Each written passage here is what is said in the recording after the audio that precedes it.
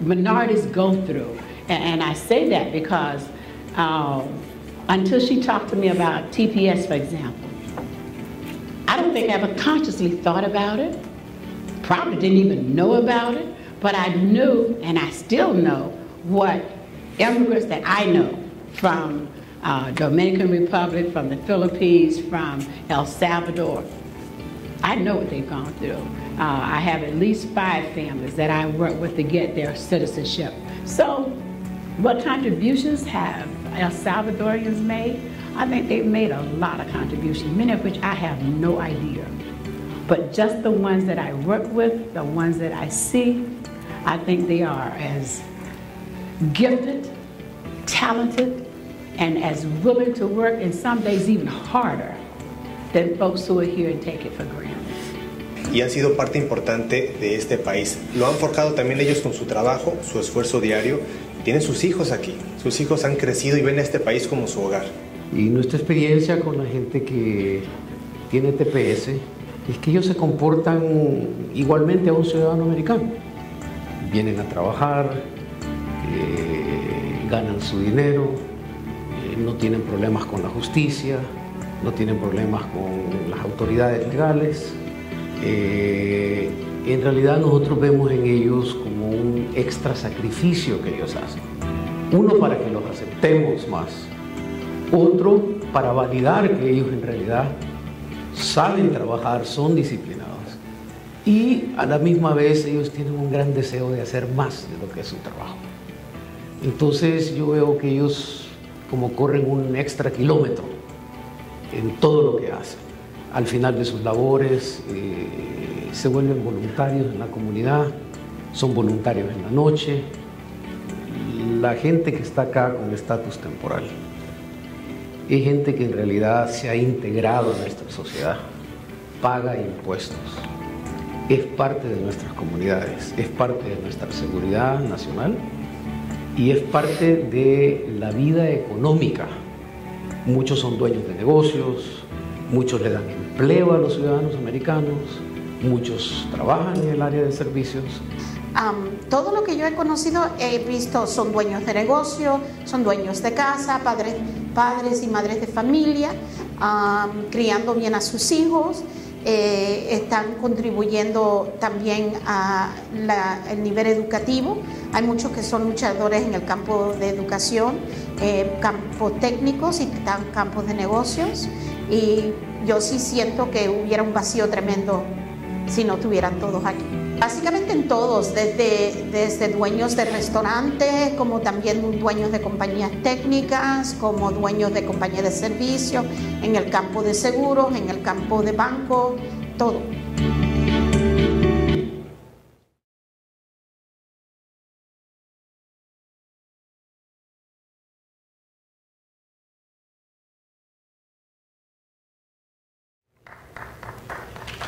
Ahí está parte de los testimonios que saben la importancia de lo que hace el TPS y para las personas que se benefician con este estatus. A continuación, escucharemos la intervención de la doctora Sherry Short, decana asociada de la Facultad de Trabajo Social de la Universidad del Sur de California, USC, y como anfitriona de este importante foro, se dirige a los presentes con sus palabras de bienvenida. Palabras de la doctora que también cederá más adelante unos minutos a una estudiante que participa en un programa a favor de los inmigrantes.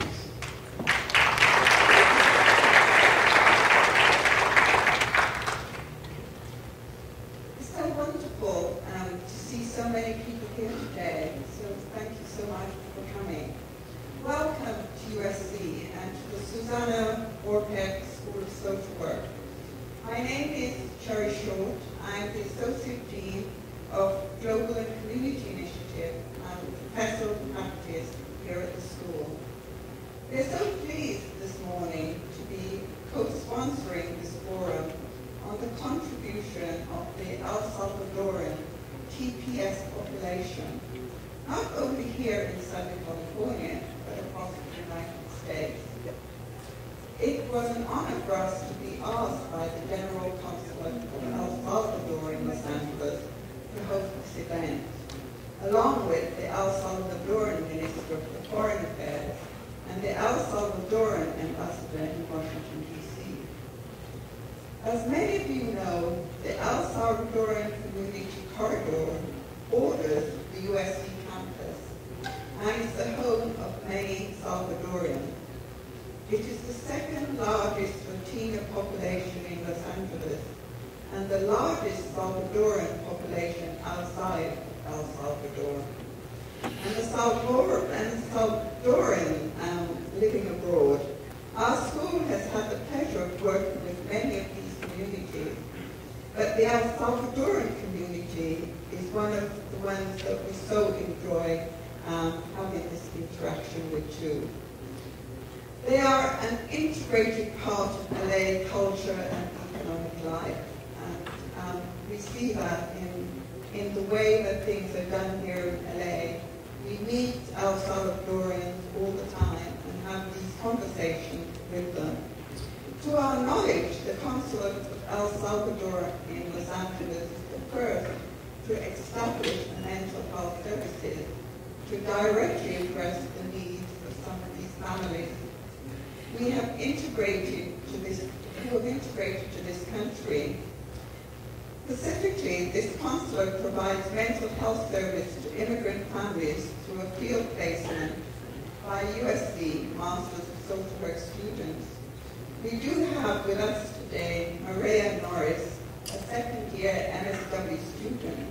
Maria was the first MSW student intern placed last year at the consulate, and who will, of course, say a few words today to let you know what she's been doing with the community.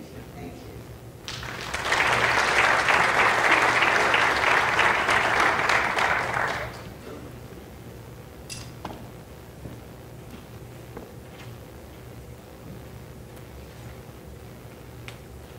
Muy buenos días a todos ustedes. Es un privilegio estar presente en este foro. Mi nombre es Mireya Noris. Soy estudiante del programa de posgrado de la Escuela de Trabajo Social Susan Ward Peck en la Universidad del Sur de California. Yo fui la primera estudiante de posgrado que hizo su internado de primer año en el Consulado General de El Salvador en Los Ángeles. Le quiero dar las gracias a la Cónsul General María Mercedes López Peña por haberme ofrecido esta oportunidad. De la misma manera, también quiero agradecer a la decana de la Universidad del Sur de California, la doctora Marilyn Wong, por haber creído en mí para esta misión. A través de este programa de innovación, la comunidad salvadoreña ha tenido acceso a servicios de salud mental para fortalecer su calidad de vida en los Estados Unidos. Me llena de un enorme orgullo y una gran satisfacción el haber tenido la oportunidad de establecer una base sólida para este programa. Lo que es más, el programa ha establecido un nuevo modelo de servicio a la población inmigrante y un modelo similar está siendo adoptado por otros consulados como el de México. El alcance del programa dentro de la población inmigrante es inmenso y los beneficios han sido satisfactoriamente cuantiosos. Esperamos que otros estudiantes como yo y otros consulados tengan la oportunidad de seguir apoyando a nuestros hermanos latinoamericanos. Y esto es posible gracias a la colaboración entre instituciones como las aquí presentes, que están dispuestas a materializar su promesa al desarrollo y bienestar de la comunidad. Por último, reitero mi placer y privilegio al formar parte de una iniciativa tan ambiciosa, pero fundamentalmente necesaria en nuestra realidad social. Y aplaudo el compromiso de los aquí presentes en esta misión a continuar trabajando en un frente unido a favor de la población inmigrante del país. Muchas gracias.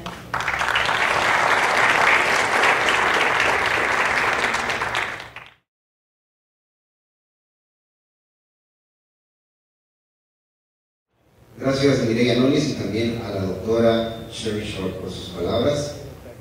A continuación, en este momento,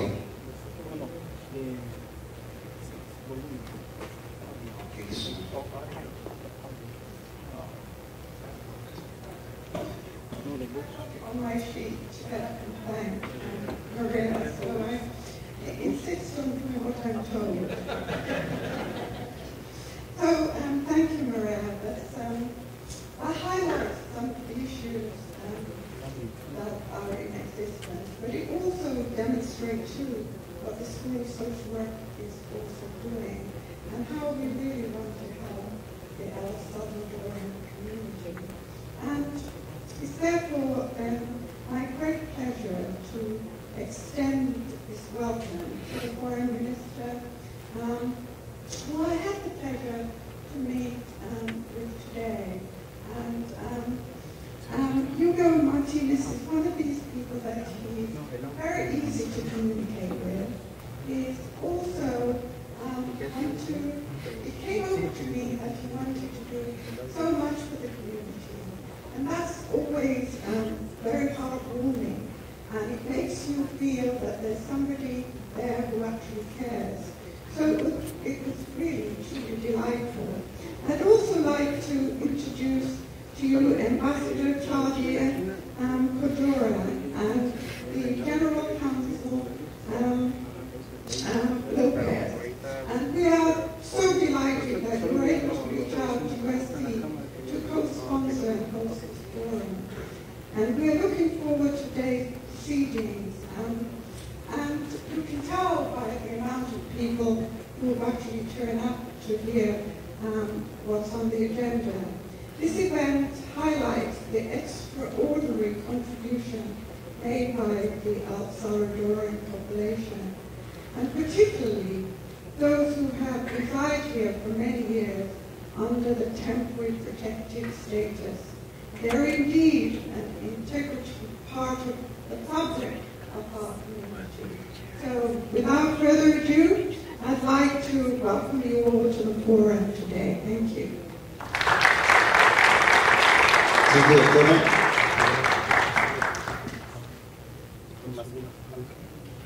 Y ahora a continuación vamos a ver un segundo video que se les presentará y podrán conocer las historias de salvadoreñas y salvadoreños, quienes a través del estatus de protección temporal, TPS por sus siglas en inglés, y el programa de acción diferida para allegados en la infancia, DACA, han encontrado oportunidades para salir adelante, brindando además importantes aportes para sus familias, comunidad y diversos sectores, tanto en esta nación como para su país de origen, El Salvador.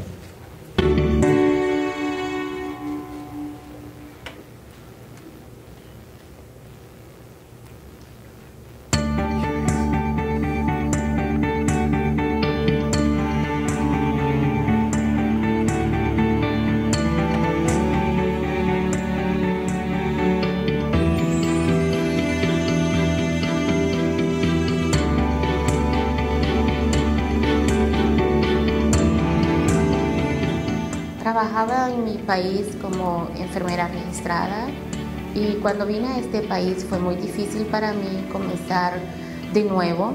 Entonces, cuando vine no hablaba inglés, tuve que comenzar haciendo todo lo posible por regresar a mi carrera. Comencé haciendo limpieza, como todo el mundo comienza, por traer nuestro dinero a nuestras familias.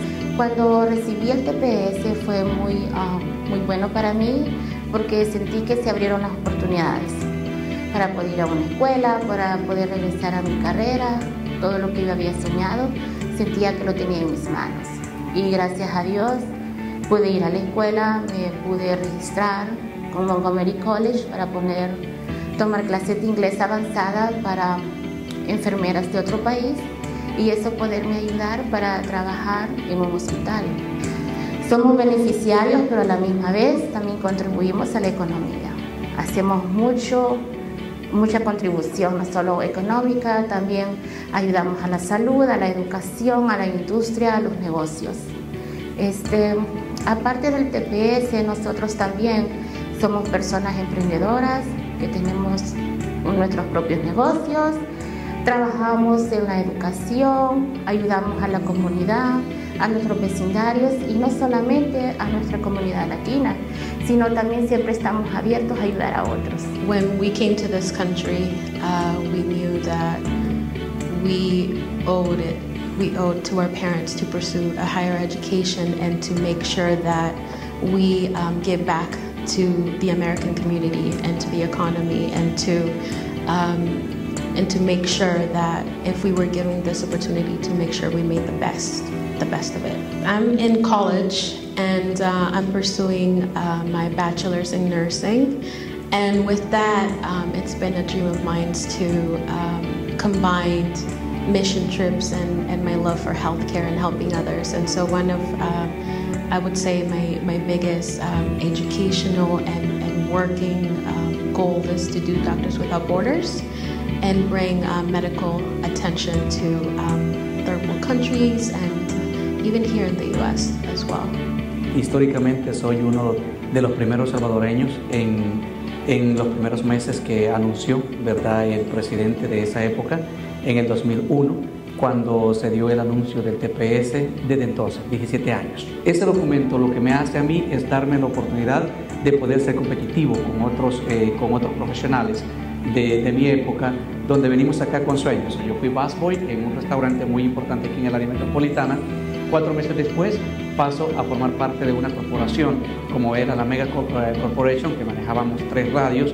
Vine a Estados Unidos, se me da la oportunidad, bajo ya un documento legal.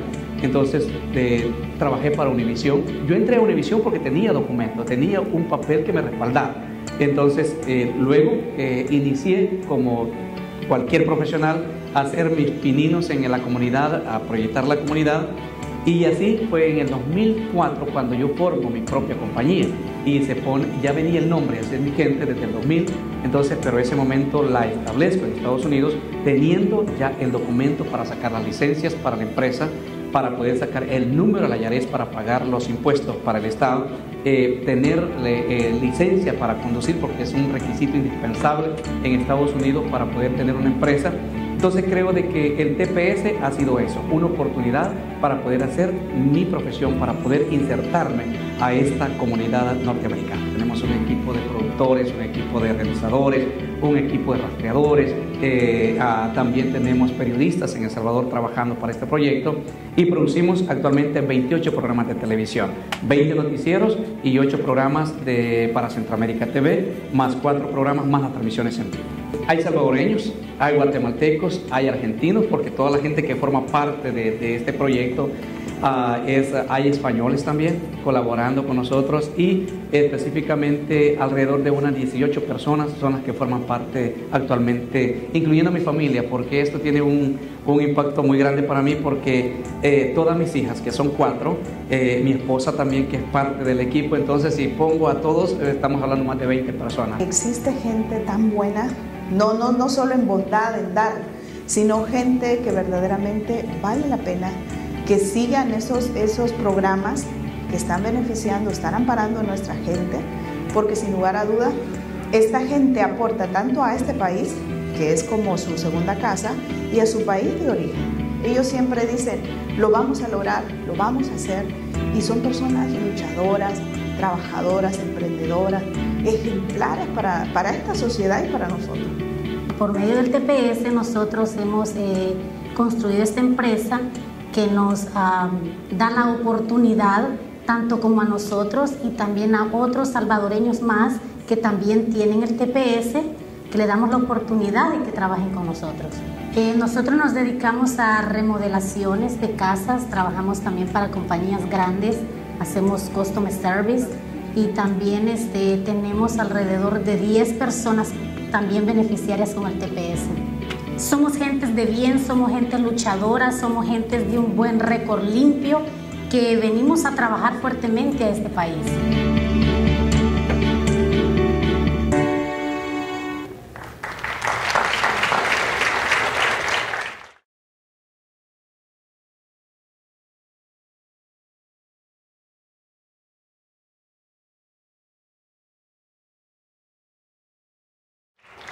Creo que este foro, esta mañana, un día, una semana, quedaría corto para poder presentar todas las contribuciones que hacen los beneficiados con el TPS. Pero en este momento les quiero presentar al grupo de panelistas y al relator, quienes con sus intervenciones y puntos de vista, hasta un máximo de 15 minutos, cada uno enriquecerán este foro que hoy nos reúne aquí en la ciudad de Los Ángeles y que tendrá su segunda edición el próximo viernes 3 de noviembre en la ciudad de Washington, D.C.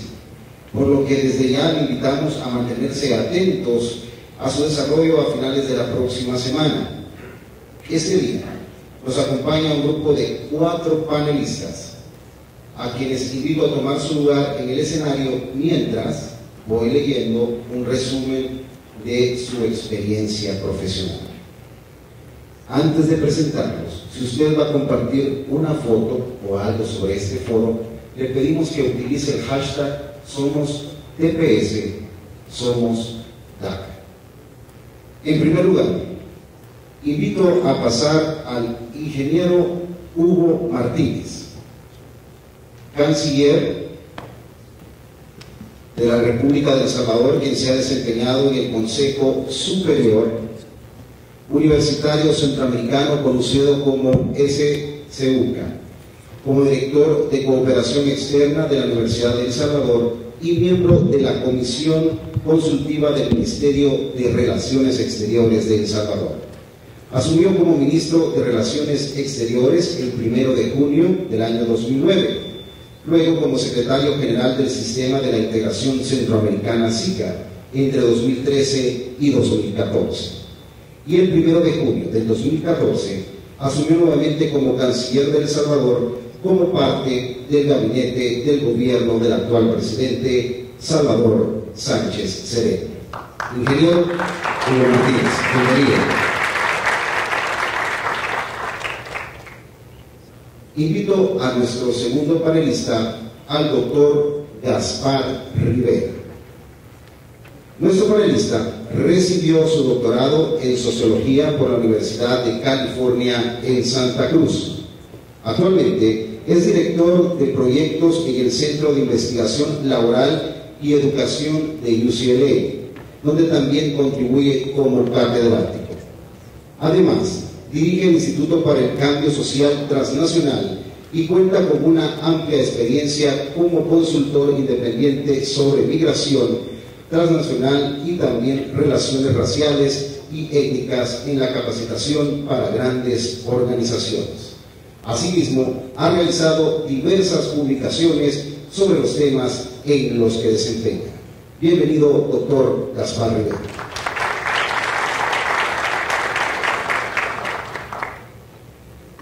Nuestro siguiente panelista es el señor Paul Little. Él es miembro de la Junta Directiva de la Cámara de Comercio del área de Los Ángeles y también de la Asociación Ejecutiva de Comerciantes, ejecutivo de las Cámaras de Comercio de los Valles de California y miembro de la Academia de Televisión, Artes y de Ciencia. Es presidente de la Cámara de Comercio de Pasadena desde el año 2007 a la fecha. Esta gremial cuenta con más de 1.400 miembros locales afiliados y tiene su sede en una de las ciudades donde se ubican relevantes empresas en el área de la construcción. El señor Little ha realizado estudios financieros en planificación y administración de eventos. Es experto en organizaciones no gubernamentales, economía gubernamental, entre otros. Bienvenido, señor Paul Little.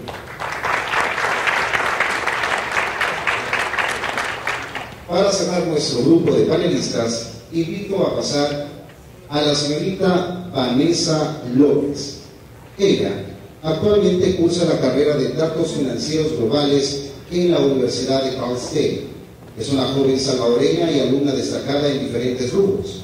Gracias a su dedicación y excelencia académica, ha recibido una beca en su universidad y esta joven es una de las 190,000 salvadoreños y salvadoreñas que en Estados Unidos cuenta con TPS. Por ello, para nosotros es muy importante que comparta su experiencia, así como la oportunidad de desarrollo y reconocido. Gracias.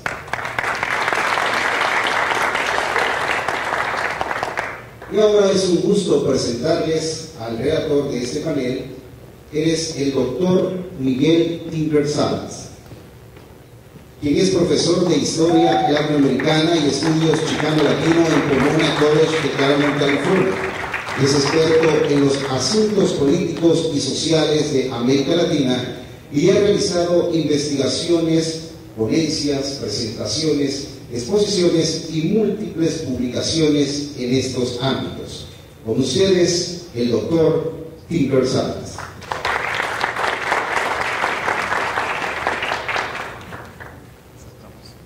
Bueno, podemos sentarnos. Como hemos indicado ya, el formato será que cada ponente tendrá 15 minutos. Al final habrá un breve comentario mío, luego tomaremos preguntas y entraremos en un nuevo espacio. Entonces seguiremos con este proyecto. Primero será el ingeniero canciller Hugo Martínez.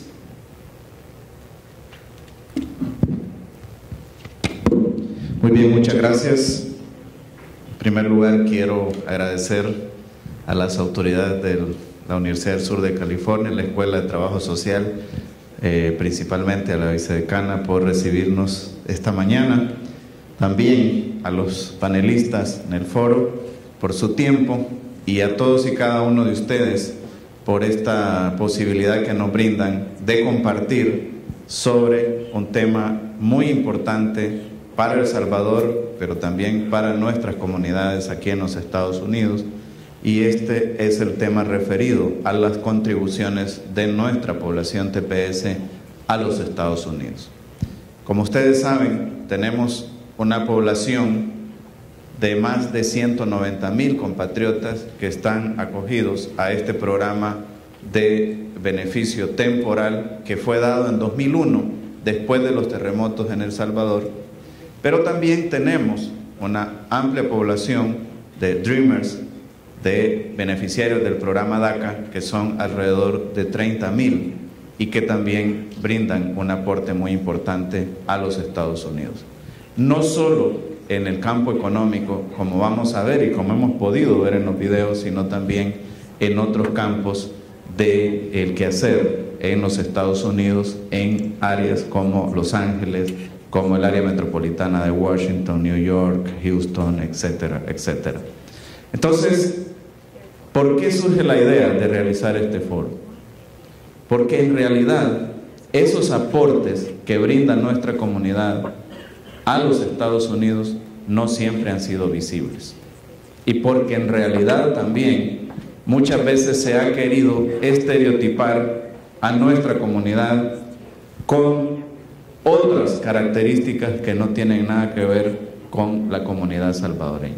Porque como bien se ha dicho en los foros, en los videos, la comunidad salvadoreña es una comunidad laboriosa, es una comunidad muy comprometida, muy luchadora, que siempre está buscando superarse y siempre está buscando que la comunidad donde vive también se supere.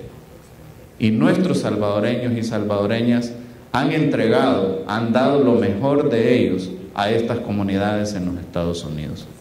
Por ejemplo, creo que ustedes saben que más del 95% de nuestros compatriotas que están amparados en el TPS tienen un trabajo permanente.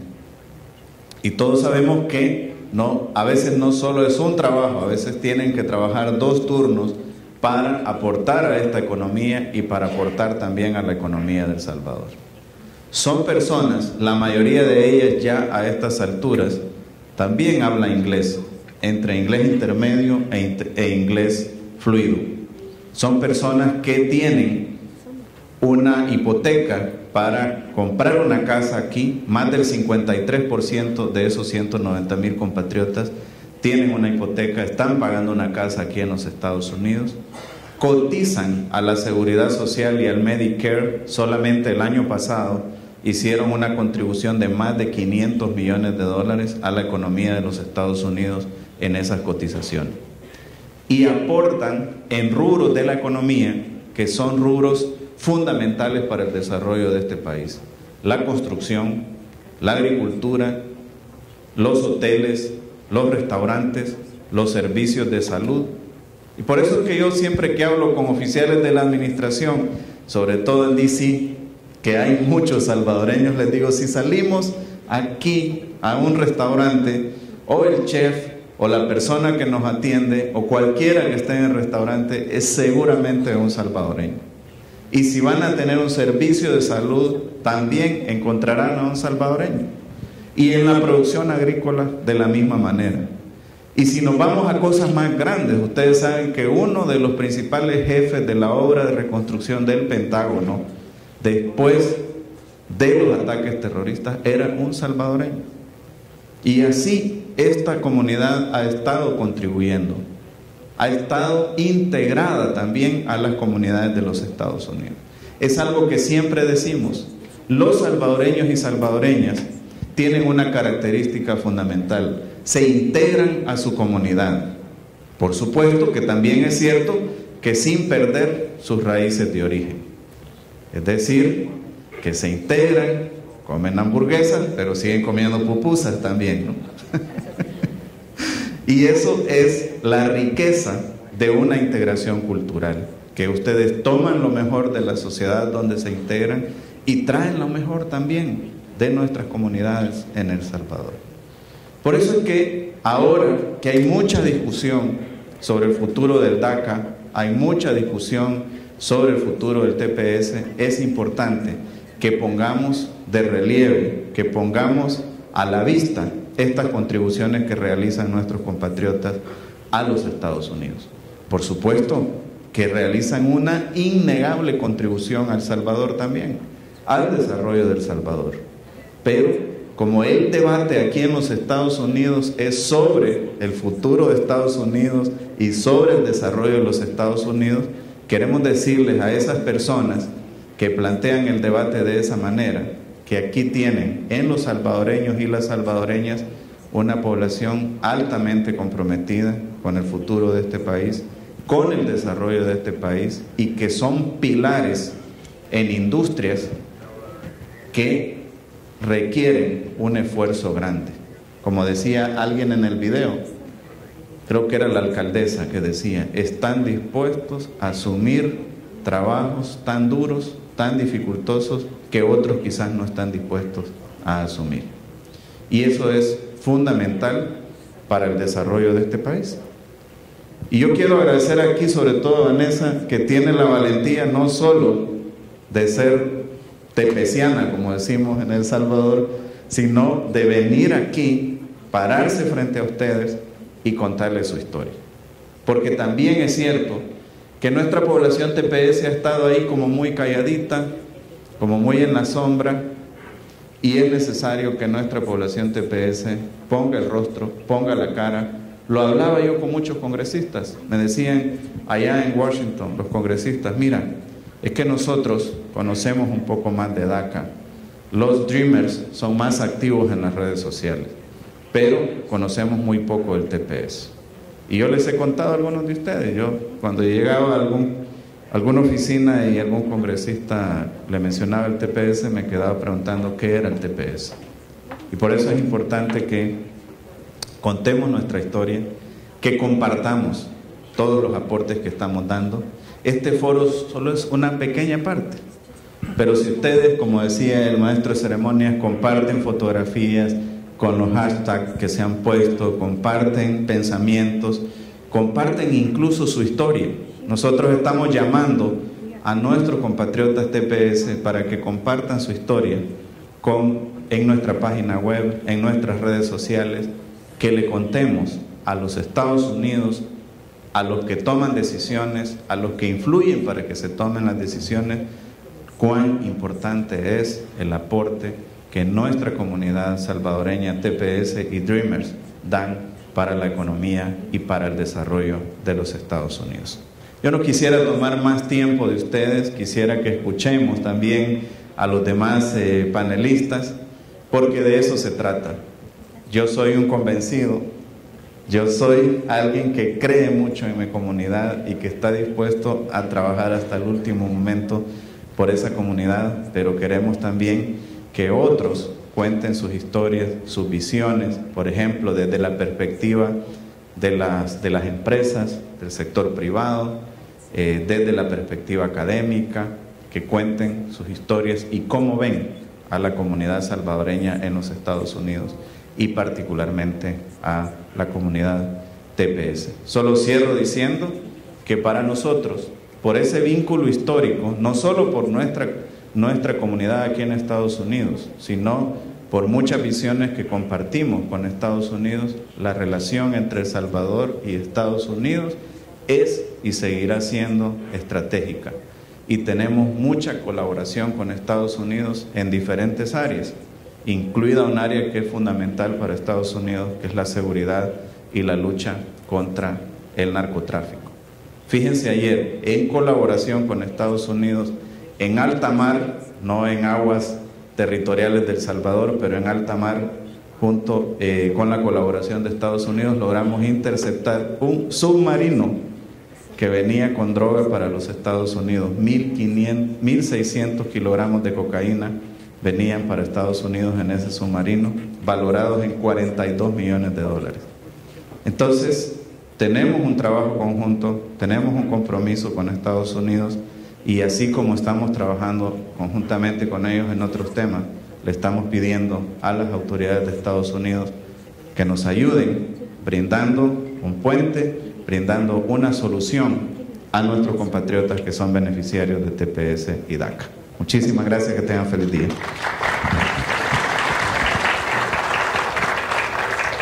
Les queremos invitar, si usted tiene alguna pregunta, la puede hacer escrita, la cual luego la hará el relator Tinker Salas para nuestros panelistas. Así que si tiene una, la puede escribir, nos la hace llegar y así al final vamos a estar leyendo algunas de las preguntas. Continuamos con el foro. Muchas gracias. De nuevo, gracias, señor canciller, por sus observaciones, reflexiones.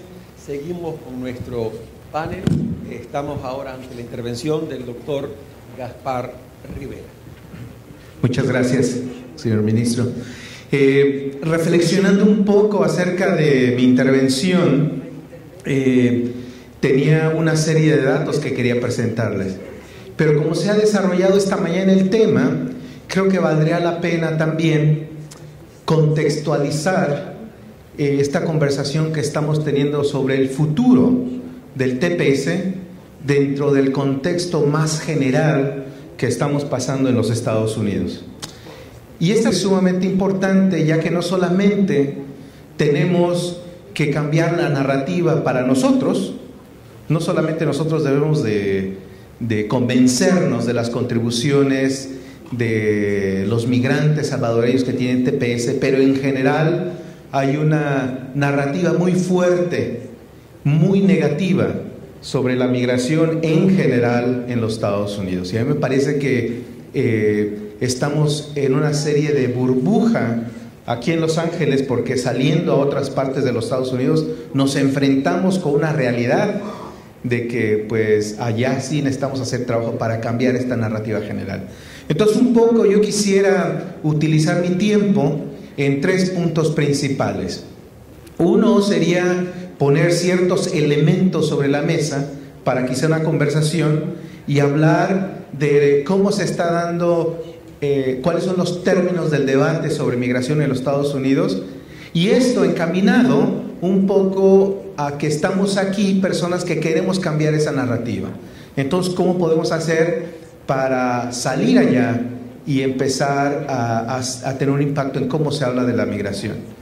El segundo era realmente entender la diversidad de experiencias en el proceso de integración de la comunidad salvadoreña. El proceso de migración de los salvadoreños ha sido un proceso largo, histórico, que tiene diferentes etapas. Y a mí me parece que eso nos da ciertos elementos para comenzar a visualizar ciertos elementos dentro de la comunidad que nos pudieran ayudar a este debate político. Entonces habría que como diferenciar también las olas que se han venido y cómo eso también nos permite ver el impacto de algo que quisiera poner sobre la mesa, de que la migración no la podemos hablar solamente como un problema doméstico. Es decir, esta parte de la integración nos ayudaría a entender a hacer más complejo el debate de la migración y no enfocarlo como un problema, ¿verdad? El enfoque principal es de que la migración es un problema. Y la pregunta es, ¿un problema para quién, verdad? Y lo segundo es, ¿cómo es que se dan las causas de ese problema? Entonces, un poco yo quiero apuntar a que debemos de expandir este debate no solamente a los términos económicos de la integración de la comunidad aquí, pero también al impacto de la política exterior de este país, ¿no? Y por último, a mí me gustaría también pues poner sobre la mesa elementos que nos permitan visualizar el futuro de la migración, que está sumamente ligado al futuro político que se está debatiendo en los Estados Unidos. Entonces, para comenzar el debate sobre inmigración actual en los Estados Unidos, a mí me parece que ya nos hace vislumbrar que este debate es un debate histórico. No es la primera vez que tenemos este debate. Para las personas y salvadoreños que han estado aquí desde mediados de los 80s, se acordarán que hace casi 23 años había un debate similar en California y que los votantes de California en 1994 pasaron una proposición, la proposición 187. Ya sé que estoy hablando de historia muy vieja, ¿verdad? Hay muchos jóvenes aquí, pero habría que recordarles que, sí, no, Vanessa aquí no, en el 94 no había nacido, imagínense. Pero California ya tuvo este debate hace 23 años. ¿Qué vamos a hacer con todos estos migrantes, verdad, que están teniendo un impacto en el tejido social económico de esa comunidad? Y aunque les parezca increíble a aquellas personas que no se acuerdan esto, los votantes de California aprobaron la proposición 187 que penalizaba por primera vez como clase social a los inmigrantes sin documentos. Y les quería hacer la vida tan difícil cortándole acceso a los servicios de salud para que se fueran de aquí. O sea, era una proposición netamente antimigrante y fue aprobada por los votantes de California. Entonces la gente tuvo que reaccionar de varias maneras. Había varias maneras, varias posiciones políticas, ¿verdad? Uno, bueno, aceptar la realidad, que este era un estado antimigrante y quizá habría que empacarse e irse. Y la otra alternativa era, bueno, ¿qué podemos hacer para cambiar esto? Y es interesante ver que ese debate fue el origen de una ola de politización, activismo y creatividad de la parte de la comunidad migrante en California. Y esos fueron los inicios de una transformación política de este estado, donde vamos viendo 20 años después, el Partido Republicano no tiene candidatos que sean exitosos a nivel California. Qué interesante, ¿verdad? Y veo aquí a Angélica Salas, que lideré una organización que fue creada en este ambiente, de cuál debe de ser la respuesta de la sociedad civil, de la comunidad migrante sobre esto.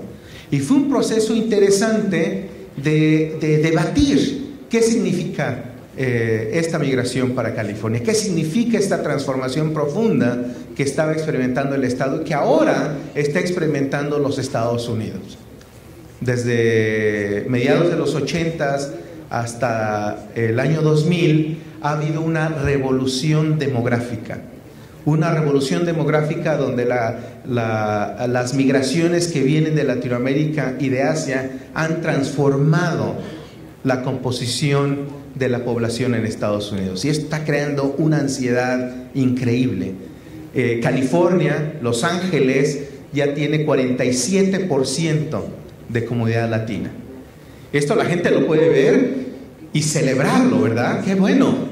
Español por todos lados, pupusas en todos lados. Y otra gente reacciona de una manera negativa. Entonces vemos que hay también el renacimiento de un nacionalismo, de una ideología de cerrazón que no es nueva para este país. Esa ha sido una respuesta histórica de ciertos elementos de la población en Estados Unidos. Entonces, un poco para calmar las ansiedades, decirles que el debate histórico acerca de qué debe de hacer los Estados Unidos en relación a la migración no es un debate nuevo, es un debate que tiene su historia y que también hay pautas, hay ejemplos de otros momentos históricos donde se ha dado este debate, donde la comunidad migrante ha sabido navegar esos momentos difíciles. Y si algo tenemos que aprender de las lecciones políticas de California es que la vía de solución a largo plazo pues es tomar el poder político, ¿no? Y desde ahí se transforma la sociedad. Entonces es un debate no solamente sobre transformaciones demográficas, pero un debate sobre transformación política. ¿Cómo se traducen esos números de población a poder político, a estar en la mesa donde se toman este tipo de decisiones? Y esto es interesante visualizarlo entonces en el segundo punto, que es visualizar los procesos de inserción de la comunidad salvadoreña en los diferentes ámbitos de los Estados Unidos. La experiencia salvadoreña quizá en Los Ángeles va a ser un poco diferente a la experiencia de los salvadoreños en Texas o en Florida o en Maryland. Estos tres otros estados votaron por Trump, ¿no? Entonces Maryland está en medio es un estado entre que se va o no se va, ¿verdad? Y ahí hay una fuerte presencia salvadoreña. Entonces a mí me parece que sería bueno también visualizar que los contextos locales son muy diferenciados. Hacer política, hacer este tipo de foros en lugares como Los Ángeles es una experiencia muy diferente a irse a Miami o a Texas, por ejemplo. Texas tuvo una transformación en su población, pero no tuvo una transformación política. Eso es bien interesante. La mayoría, hay un asentamiento latinoamericano, salvadoreño, mexicano en Texas con una tradición increíble, pero no han podido tomar el poder a nivel estatal y a nivel local. Y los pocos políticos, hay enclaves como San Antonio, donde ya podemos decir que son territorios liberados, pero la mayoría del estado todavía está en manos de republicanos, ¿no? Y qué decir de Miami, otro estado sumamente importante.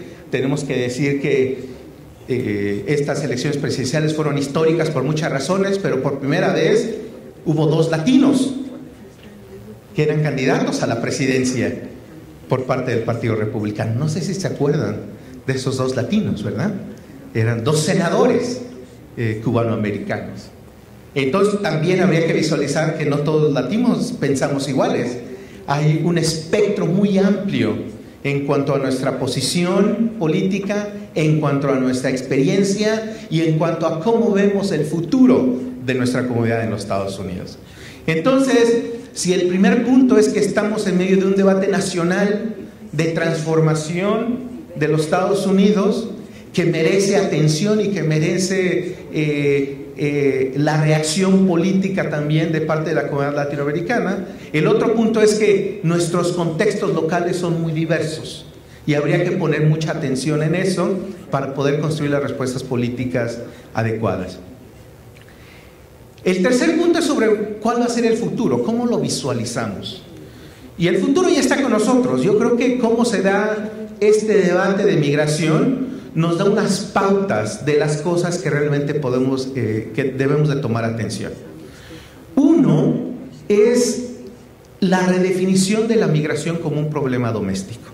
A mí me parece que hay que romper esa cadena que nos ata a debatir a los Estados Unidos como un problema doméstico. ¿Por qué? Porque la migración ha tenido un impacto desproporcionado en nuestros países de origen, en términos políticos, en términos económicos y culturales. No hay ningún reconocimiento de que los procesos de migración son procesos transnacionales, son procesos que trascienden las fronteras de los estados y son procesos que ya la migración nos apunta a una relación y una integración muy cercana de nuestras comunidades, de nuestros países, de nuestras economías, al grado de que, por ejemplo, el dinero que envían los migrantes de Estados Unidos a El Salvador, a Honduras, a Guatemala, a México, se ha convertido en una fuente primordial de ingresos para familias en esos países. Ese es un hecho.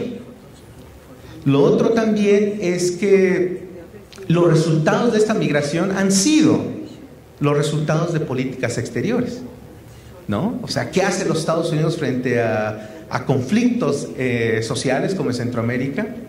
Nada más por ponerles otro ejemplo, el ejemplo de NAFTA, se está renegociando ahorita, el Tratado de Libre Comercio para Norteamérica, en 1994, que dio pautas a la gran ola de migración que vienen de México. Entonces, pues, para cerrar, a mí me parece que algo que debemos de hacer también es comenzar a hablar de la migración como un proceso histórico que ha formado este país, que es un proceso donde los países de origen tienen que estar en la mesa para buscar soluciones. No es algo que se pueda arreglar unilateralmente. Y por tercero, yo creo que la comunidad migrante tiene mucho trabajo que hacer en reconceptualizar cómo se habla de la migración. La migración no es un problema, no somos un problema, sino somos gente que contribuye a la formación del futuro de este país. Muchas gracias. Gracias. Gracias, doctor Gaspar Rivera, por su intervención y su reflexión. Ahora, a continuación, tenemos el señor Mr. Paul Little, who will now talk to us a few minutes also about his views on these matters. El señor Paul Little ahora hablará sobre su reflexión sobre estos temas. Thank you. I'm honored to be asked to be here. It is a pleasure to be here with the minister, and I appreciate the consulate also putting this together and presenting this. I am the CEO of the Chamber of Commerce in Pasadena. Pasadena is a city of about 142,000 people. The Chamber of Commerce has about 1,400 members. We are a membership organization. Businesses join the Chamber for lots of reasons. Mostly, they're looking for us to support them in their prosperity, make them more profitable, however they define that. But also, we are very strongly engaged in keeping a robust and growing economy in the Pasadena area. Our members are not just in Pasadena, and they cover all sorts of range of enterprises. The guy who works on my old car is a member, and Jet Propulsion Laboratory that puts rovers on Mars is a member as well, and everybody in between. We have engineering companies, construction companies, lots of restaurants. If you haven't been to Pasadena with your credit card to buy dinner, I would encourage you to do so. But there are a lot of restaurants in Pasadena. In fact, there are more restaurants per capita in Pasadena than there are in Manhattan. But partly it's because there's millions of people in Manhattan. But we have financial institutions, healthcare, both hospitals, doctors, nurses, home health care providers as members, pretty much every kind of company you can imagine, including a marijuana dispensary as a member in Pasadena. So, you know, we cover a broad range of industries. We also have a lot of immigrants who own businesses, including a Salvadoran restaurant. And a lot of people from all over the world who have come to Pasadena to work and live, raise a family. And what we recognize is that the immigrant population in Pasadena is a very important one. And the temporary protected status folks are also an important part of our economy. Just in a quick survey, 3 of our larger construction companies employ 60 people who are temporary protected status in Pasadena. That's just 3 companies. Personally, actually, one of the real challenges is you never know someone's status. You don't walk up and say, you know, where did you come from? Why are you here? How are you here? But it turns out I know 2 people who are beneficiaries of TPS. One of them is a neighbor who's lived across the street from me for about 25 years who came from Nicaragua under TPS, who's now a permanent resident. He's a full-time, he's a cook in one of the restaurants in Pasadena. His son is an assistant manager at one of the large hardware stores in Pasadena, and his daughter's about to finish her nursing degree. You know, that's the kind of family you want in your neighborhood. Another friend of mine is a waiter in a restaurant. Actually, he's a waiter in 3 restaurants. He and his wife have one kid, little boy. He and his brother-in-law, this got very enterprising, just bought a duplex. He lives in one half and the brother-in-law's family lives in the other. They are very much chasing the American dream. And very enterprising to do so. Again, that's somebody you want in your community. We want people who are enterprising, hardworking, and really want to contribute to the community and make a life and a living for their family. That's what we all want, right? You know, so I think it's an interesting conundrum. I think one of the challenges, and the video actually did a good job of humanizing people who are here under temporary protected status. And I think that's kind of one of the challenges, is to get people to understand that you're talking about your neighbors, you're talking about the businesses, people that you patronize, you're talking about the folks you run into in the grocery store, you're talking about the people that work and run and operate the places that you like to go. And in fact, you're talking about people that are just pretty much like you, like us, like me. The difference may be, you know, my grandparents came from Italy, they may have come from El Salvador. Beyond that, and the fact that they may speak Spanish and I don't, might be a bit of a difference. The same thing's true of the Dreamers, the DACA kids. My wife is a program coordinator at a LA high school.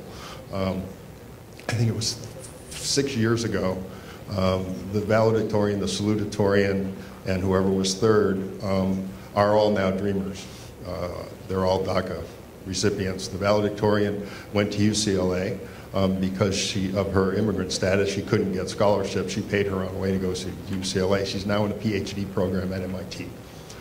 Massachusetts Institute of Technology. That place that's not quite as good as Caltech in Pasadena, or Harvey Mudd in Claremont.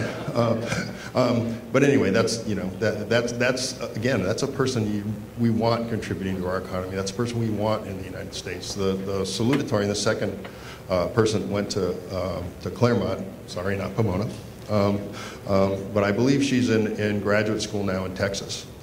And the third one went to Glendale Community College, Cal State LA, and is now a college counselor up in the San Jose area, working. Again, those are folks that we want here, contributing to our economy, being part of our society. Betray my age, they're my kids' friends. You know, they're the people that you see again in school, that are in college with our kids, and they're the ones that could go on and cure cancer, ensure that we don't have another financial collapse. You know, could go on and do extraordinary things for us, for all of us. You know, those are folks that we want here. I'm actually very happy to say we have a Legislative and Government Affairs Committee, and they met 2 weeks ago. And one of the things that they did was take an action for us, the Pasadena Chamber, to encourage our representatives and the representatives in Washington to formalize DACA, to actually put it into law, make it permanent. Because for exactly that reason, we want those young people contributing to our economy. We want those young people being a part of our community, and we want them to be able to achieve everything that they want to and everything they possibly can. Thank you very much, Mr. Muñoz. Muchas gracias, señor. Thank you very much. A continuación, tenemos la intervención de Vanessa López, estudiante de Cal State. López. Hola, primero quiero dar gracias a Dios y a mi mamá y a mi familia y a Salef y al consulado por tenerme aquí. Mi historia comienza cuando vine aquí a los Estados Unidos cuando tenía 4 años. Moviéndome aquí me cambió mi vida. Tenía 4, mi español, no sabía el español bien. Cuando vine aquí, solo puro clases de inglés, maestros de inglés. Fue muy difícil aprender porque en mi casa nadie hablaba inglés y toda mi tarea era inglés. Creciendo y fue muy difícil. En elementaria estaba en clases bien bajas, mis grados eran tan horribles, pero después cuando creciendo, cuando entré a middle school, fue donde aprendí a estudiar solo yo misma porque todavía mi mamá no sabe inglés y mis hermanos aprendiendo inglés también, no podían ayudarme, tuve que enseñarme yo misma cómo leer, cómo estudiar, cómo hacer matemáticas, porque aquí la matemáticas aquí como enseña es muy diferente a El Salvador. Tuve que aprender yo sola y en high school fui mejorando. En middle school y en high school estuve en clases de honores y para el 11 y el 12 tomé mis clases de AP, Advanced Placement Classes.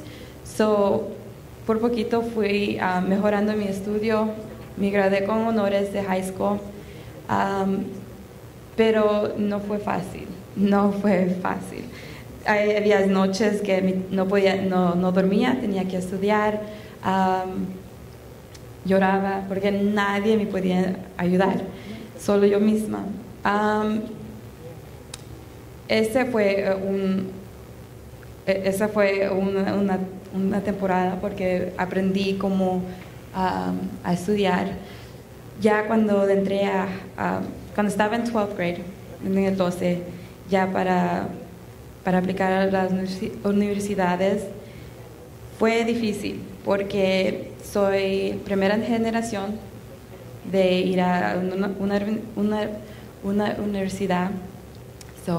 Nadie en mi familia sabía el proceso de cómo aplicar para ayuda financiera, porque todos mis primos son nacidos aquí, nadie me podía enseñar, tienes que, the DREAM Act.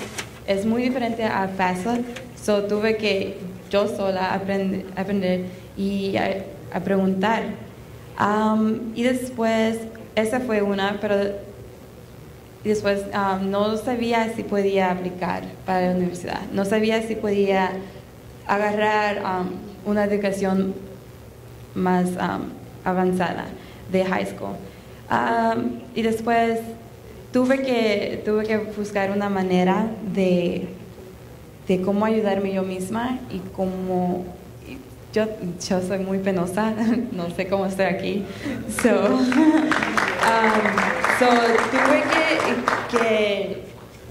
No tuve que tener pena porque necesitaba mucha ayuda para ir a una escuela. Tuve que hacer todo, tuve que ir a las consejeras a preguntarle cómo puedo. Estuve de high school a Cal State LA, el último semestre de high school en el bus. Si no podía llevarme a mi hermano, tenía que ir en el bus. Fue muy difícil, pero logré graduarme de high school y ahora estoy en Cal State LA, ya casi por graduarme, estoy en mi último año, pero no fue fácil. Y si mi mamá no estuviera aquí y no fuera la persona que soy, porque en verdad yo no sabía qué era el TPS hasta que tenía que reportarlo en mi financial aid y cosas así.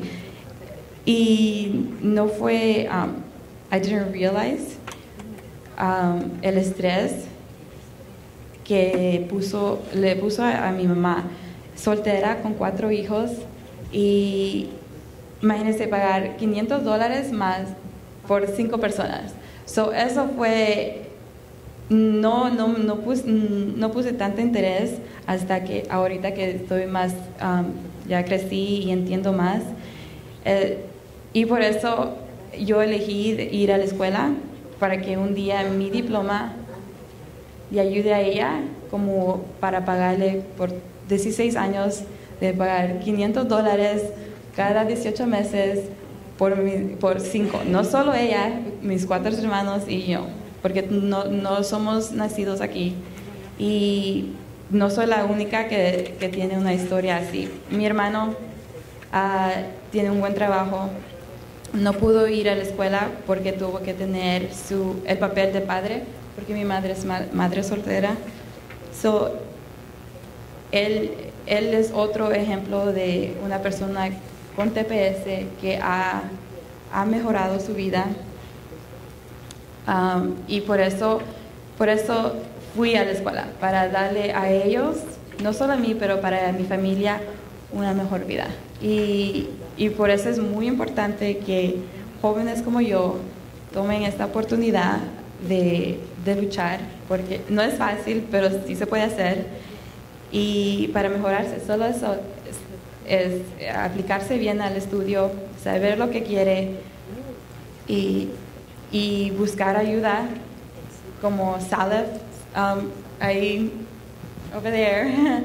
Salef también es un programa que es un privilegio tenerlos como una familia. Ellos me han dado una beca, me han enseñado diferentes maneras cómo ser una mejor persona y dar de regreso a la comunidad, no solo a la comunidad salvadoreña, pero a todos. Salef también me ha abierto puertas como el consulado. Sin Salef yo no estuviera aquí y no estuviera dando mi historia. También me han introducido a mucha gente que tienen la misma historia que yo, que han venido aquí de una edad chiquita y han mejorado y ahora son profesionales que dan a California y a Estados Unidos. Y es gracias a los programas como el TPS, Salef, que ayudan gente como yo. Y de nuevo, gracias.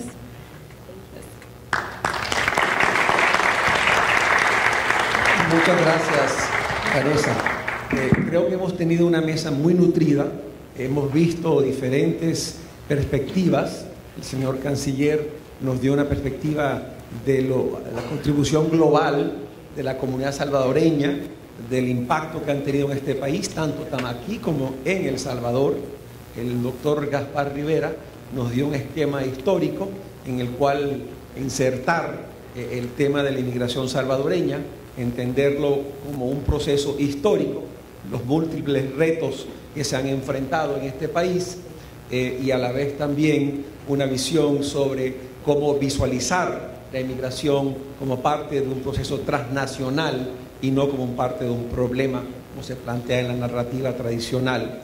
El señor Little nos dio a conocer las contribuciones económicas que han dado en particular y que refleja las contribuciones económicas, como lo ha hecho en la Cámara de Comercio de Pasadena, y también de un punto de vista humano, como realmente como vecinos, como personas con que comparten la comunidad. Y después la señorita Vanessa López nos ha dado una visión muy personal de la superación personal que ha tenido ella y su familia como grupo para poder superar en este país, y las contribuciones, porque ella es el futuro no solamente de ella como individuo, pero de una comunidad. Y creo que es muy importante y agradecer a todos los panelistas en este contexto por sus contribuciones. En este momento entramos en el proceso de preguntas, realizando que no vamos a poder contestar todas las preguntas, sino que vamos a solamente poder cubrir algunas. El formato será que leerán las preguntas, se las vamos a dirigir primero al señor canciller y luego a los otros miembros de la mesa, y a raíz de eso llegar a una conclusión. Gracias a nuestro relator Miguel Ingel Salas. Y como ya lo dijo él, pues queremos agradecer también su interés por participar. Vamos a hacer lectura por cuestión de tiempo algunas de las preguntas, pero las que no se les van a responder vía email, tal como lo han dejado ustedes en el papel que han hecho llegar. Y la primera pregunta dice lo siguiente: ¿cuáles son los diálogos con la administración del presidente Trump sobre el TPS? ¿Qué han dicho en específico sobre este programa? Al señor canciller, por favor. Si hay alguna otra pregunta para mí, les pediría que hagan la siguiente pregunta: ¿qué porcentaje existe, según el canciller, que se apruebe el TPS? ¿Qué está haciendo el gobierno de El Salvador para evitar que los salvadoreños no se vean obligados a salir de su país? Y la última pregunta: ¿qué debemos hacer en caso de no obtener el TPS? Señor canciller. Bien, gracias. Claro que tenemos un diálogo permanente con diferentes oficiales de la administración Trump.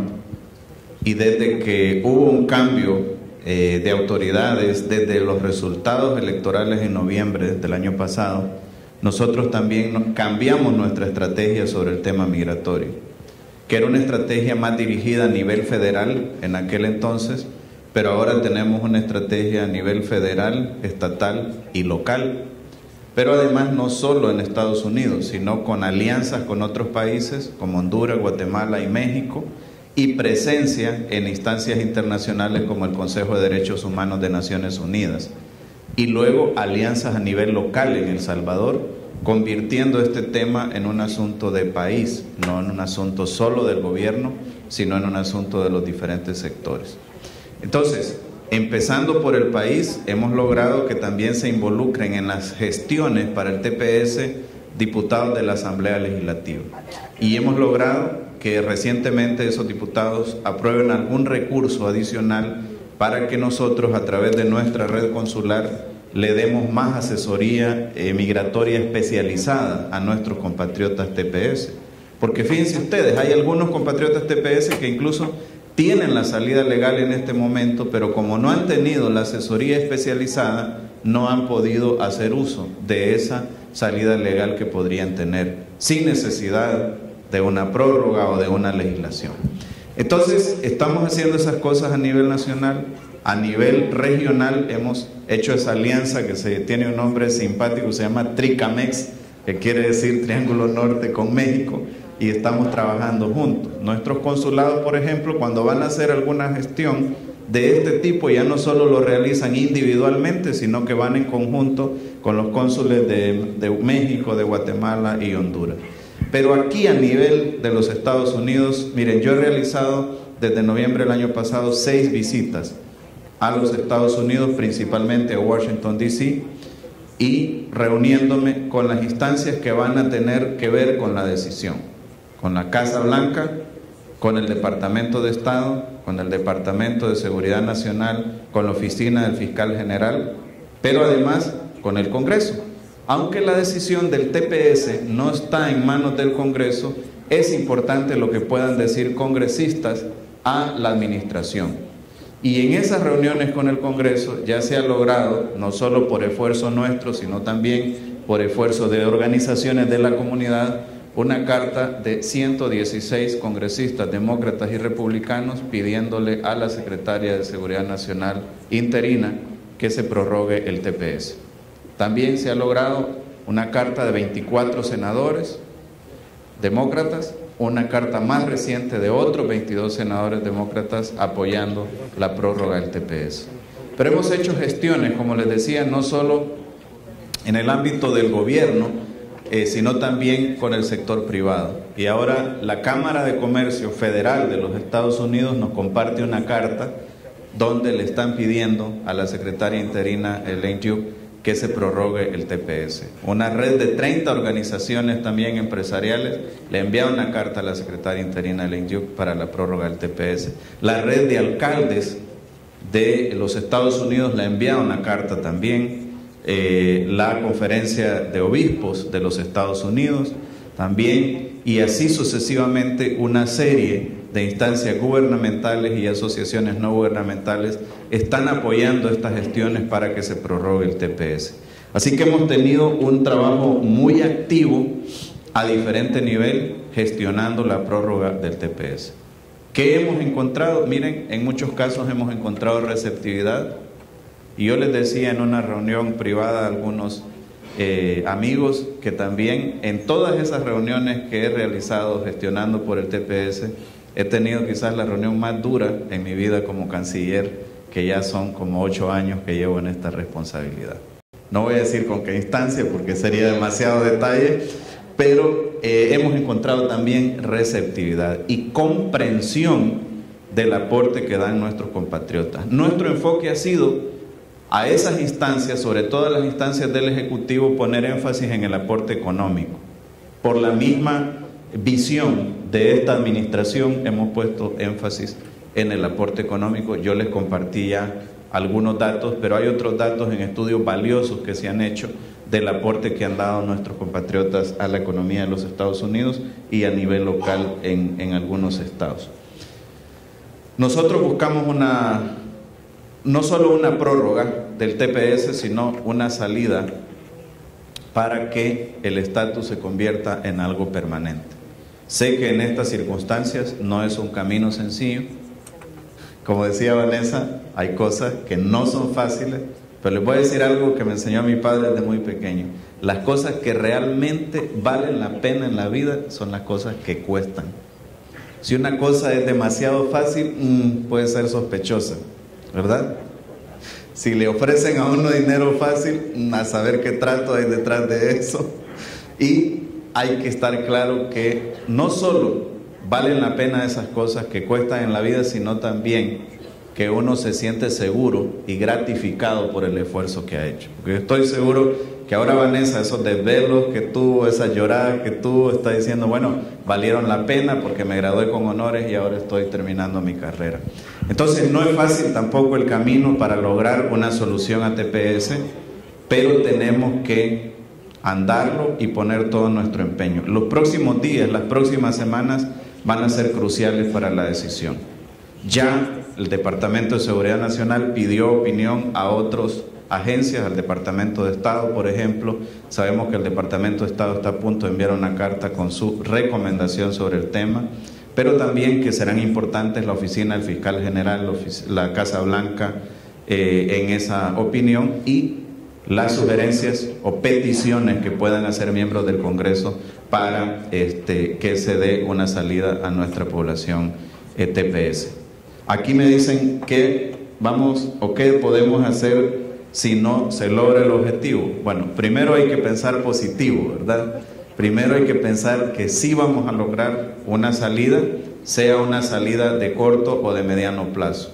Segundo, les quiero decir que nosotros lo que sí hemos estado haciendo, no solo por TPS, sino por las personas que son retornadas a El Salvador, que aquí estamos hablando específicamente de TPS, pero también hay una población importante que no tiene papeles, que está totalmente indocumentada en Estados Unidos y que muchas veces son retornados, sobre todo cuando están llegando a la frontera sur de los Estados Unidos.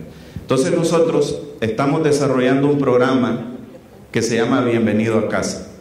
Es un programa que lo estamos ampliando. El año pasado logramos beneficiar a 3.600 compatriotas, pero tenemos que ampliarlo más.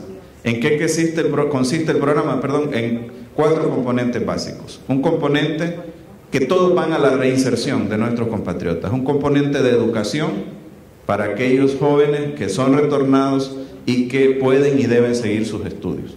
Un componente de un banco de empleo para aquellas personas que son retornadas y se pueden colocar o en una instancia de gobierno o una instancia privada de acuerdo a su background, a su experticia que tienen. Por ejemplo, hemos colocado muchachos en algunos hoteles en El Salvador que han sido retornados y que están ahora trabajando, por ejemplo, el hotel Entre Pinos en el norte de El Salvador, en Chalatenango.